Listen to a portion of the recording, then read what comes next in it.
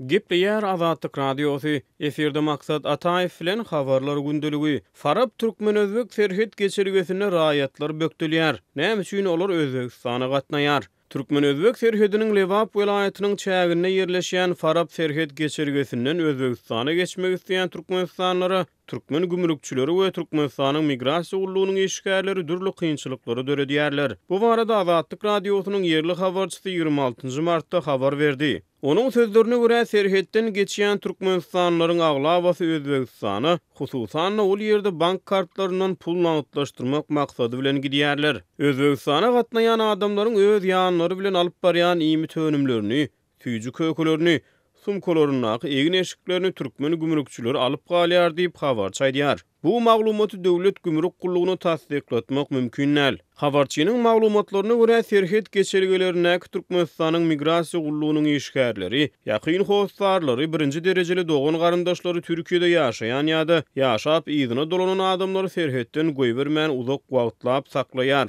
Galy berdi habarçynyň maglumatyna görä migrasiýa gullugynyň işgärleri serhet geçirgesine ýer bilen baran adamlary hiç ýyly sebäbini düşündirmezden giç öýläni çene saklap onsoň olaryň geçmegine ruhsat berýär. Ýurtdan 3 asyr geçip barýan daşary ýurt ýüklüw sürüjüleri 204-nji kabineti $10-30 aralygyny para bermeli diýip habar çaýdýar. Azatlyk Radiosu migrasiýa gullugynyň gödäwçiligindäki 204 belgili geçilgäniň işgärleri bilen habarlaşyp, agzalýan ýagdaýy tasdikladyp bilmeýär. Özbegistana gidýän türkmenistanlylar esasan türkmen banklarynyň berilen wiza kartlarynyň pul nagdlaşdyrmak maksady bilen gidýär. Olar özlerine her aýda ruhsat berilýän $150 nagdlaşdyrmak üçin gidýärler diýip habar çaýdýar. Ýöne köplenç halatda munyň bilen baglylykda mesele döreýär. Özbek bankamatlary türkmen bank kartlaryna pullary bökdönçsiz nagdlaşdyryp bilmeýär. Habarçynyň maglumatyna görä türkmen banklarynyň girden nagd çäklendirme düzgünlerine laýyklykda türkmenistanlylar öz bank kartlarynyň bir gije günlüğüň dowamyna daşary ýurtlarda $50 möçberini pul nagdlaşdyryp bilmeli. Ýöne bu düzgün kadaly berjaý edilmeýär.